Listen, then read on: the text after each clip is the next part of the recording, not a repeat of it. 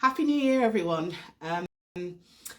I'm hoping that this will be the first in a series of Sunday soul searches. So I often do a lot of thinking on a Sunday in particular. It's the day that I rest, I go to church, I slow down, and I kind of summarize in my mind what's been going on in the week for me. For a little while, I've just been dropping a quote onto my Facebook feed on a Sunday evening, which is generally stuff that I've been percolating in that week. But I'd like to try just sharing very briefly some of my thoughts each Sunday. So first, welcome to the first of Sunday Soul Search. And today has been an unusual Sunday because it's been New Year's Day, and normally I'd be at church, but we haven't had church. We've had a walk and a soup. So I've been cooking soup all day actually, and in the middle of cooking soup for everybody at church, I just had a hankering to cook soup from my childhood. So I've in the middle of making a Caribbean soup that has all sorts of yummy, unusual things in, and just celebrating that I've moved to Worthing, and actually in that time I've seen a growth of international food shops. So lots to celebrate as we kind of turn a corner into a new year. But actually that's not what I want to bring to you. I was at a really wonderful Hogmanay party last night, and in the middle of Old Lang Syne and all those kind of things, the Hokey Cokey came on, and a really good friend of mine, Lindsay, has got a sort of ironic quote in her house, which is, what if the Hokey Cokey is really what it's all about? And actually yesterday, in the middle of flinging my left leg in, I just thought, the Hokey Cokey is definitely not what it's all about. And actually, instead of maybe feeling like we're in that sort of tumble dry washing machine reactive hamster wheel thing, what can we do this year to make sure that the Hokey Cokey does not define our life, that the Hokey Cokey is not about being shaken about, our life is not about being shaken about and the odd limb in and out, but actually our whole self. How can we be our whole self, or more of our whole self this year?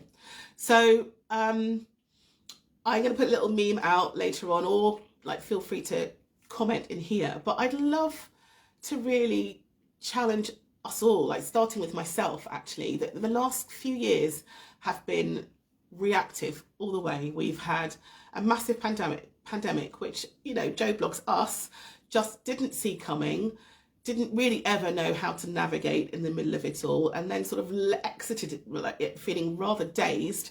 By the time we got a chance to take a big breath, then we were into a major war in Europe, which has impacted the cost of living, or been one of the main factors that has impacted our cost of living. We're into seeing strikes now on a level that I've not seen since I was a child in my 80s. And it feels like we've just been reacting for the last few years. Hi, Andrew. I don't know if Jill's with you or the kids, but hi. So, and those things we can't control. In many ways we can't control. But I think that there are some things that we can. And I wonder, as we take the next step into this next chapter, which is marked by a year, rather than setting big resolutions, which I gave up doing a long time ago, whether we could consider three things actually. So what one thing do you want to walk away from? That could be a relationship, that could be your work situation, that could be a habit that you have that is maybe holding you back or inhibiting your growth. What one thing do you want to walk towards? And again, so, it's not saying by the end of December 2023, I'm going to be this, boom, boom, boom. But actually, what one thing do you want to walk towards? So even if you took a half a step for the whole year, actually, that's a forward motion thing. I had a really wise friend that talked to me about change and how we can have change. And it was with a God analogy, so it's how God helps us to change. And she talked about a massive boat, like a massive like cruise liner boat. And she said we often, when we think that change is needed, we often think, right, we've got to put ourselves into dry dock, you know, to take ourselves out the water, chisel off all the, I don't know, carbuncles, I don't know, let's leave this analogy, let's not go too deep into it.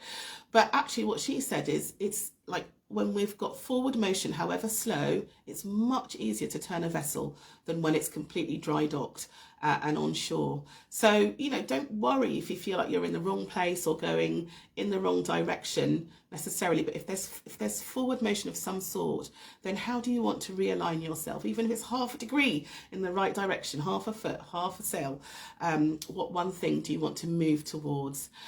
And then sort of a big dreamscaping thing, and it's something that I talk to with a lot of people. Hi Maya, Happy New Year. Lovely to see you. But actually, like, if money, family commitments, situation where you are right now, if none of those were limiting factors, if you could just temporarily park them all and just ask yourself that really honest question, what do I really want to do? Who do I really want to be?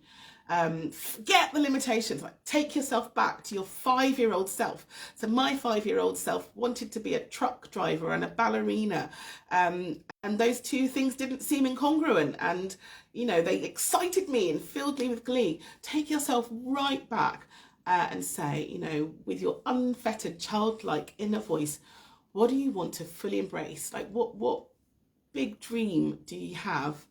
And maybe just write it down and pin it up on a board somewhere, and see if, as part of your forward motion, like, what do you want to move towards? Can that be on your horizon? So what do you want to walk away from? What do you want to walk towards? And what big thing do you want to embrace? That's my first Sunday Soul Search.